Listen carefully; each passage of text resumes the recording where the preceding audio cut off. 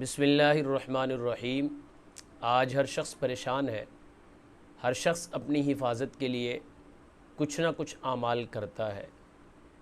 کوئی عمل میں مصروف ہے، کوئی تعویذ پر یقین رکھتا ہے، کوئی ماں کی دعاؤں پر یقین رکھتا ہے، کوئی صبح و شام گوشت کا صدقہ دے کے نکلتا ہے، کوئی مختلف انداز میں صدقہ دے کر نکلتا ہے۔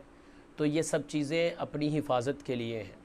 کیوں نہ حضور علیہ الصلاۃ والسلام کی سنت کو ہم اس طرح سے اختیار کریں کہ ہمارا یقین کامل ہو کہ میرے محبوب نے جو ارشاد فرما دیا اس پہ شک کی کوئی گنجائش ہی نہیں۔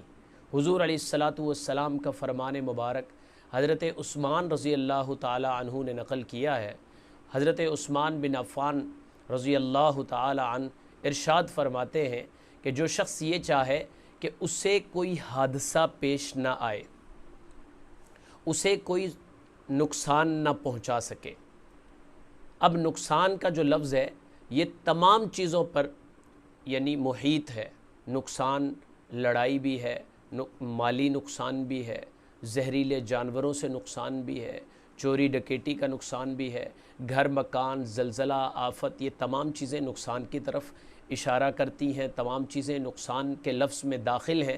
تو حضور علیہ السلام نے مطلقاً ارشاد فرمایا کہ نقصان سے محفوظ رہے گا تو مجھے یہ یقین کر لینا چاہیے کہ میرے محبوب علیہ الصلاۃ والسلام کی زبان مبارک سے نکلے ہوئے یہ الفاظ ہر قسم کے جانی، مالی اور عزت نفس کے تمام نقصانوں پر محیط ہیں، اور تمام قسم کے نقصانوں سے انسان محفوظ رہتا ہے۔ اور فرمایا کہ حادثہ بھی نہ پہنچے تو وہ یہ دعا صبح 3 دفعہ پڑھ لے، پورا دن اسے حادثہ نہ پہنچے گا، کوئی ضرر نہ پہنچا سکے گا۔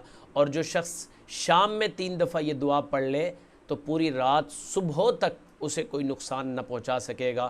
دعا کے مبارک کلمات یہ ہیں: بسم اللہ الذی لا یضر مع اسمہ شیء فی الارض ولا فی السماء وہو السمیع العلیم۔